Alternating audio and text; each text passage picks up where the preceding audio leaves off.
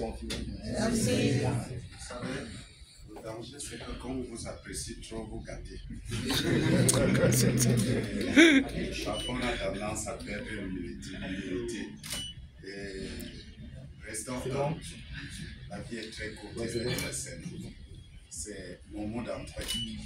Je sais qu'il y a certains d'entre nous ici, quand ils ont 1000 francs dans la poche, ils sont très humbles.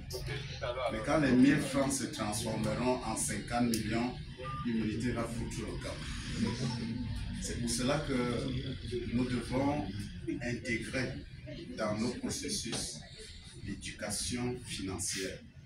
Non pas l'éducation financière pour comment gérer son argent, mais l'éducation financière, je dirais morale. Comment rester zen, même quand on sent que l'humilité veut partir. C'était une parenthèse pour dire que nous sommes tous des créateurs de richesses. Nous construisons un nouveau monde. Nous changeons de paradigme.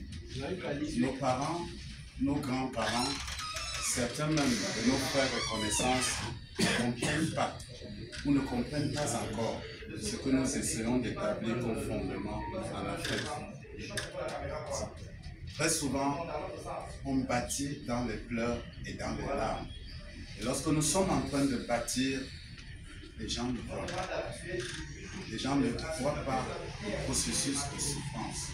Alors lorsque vient la célébration, comme ils ne voient que la célébration, ils ne connaissent pas les départs, ils vont taxer certains de tous les noms d'oiseaux et accuser de tout ce qui peut être possible qui passe par leur tête.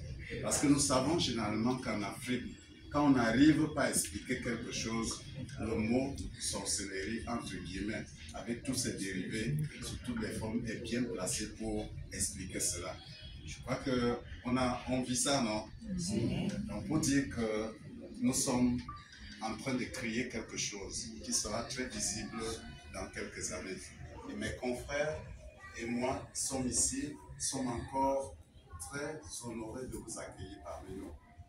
Parce que vous qui avez choisi de nous suivre, parfois vers l'aveugle, parfois vers l'inconnu, parfois vers l'incompréhensible, c'est une question de foi.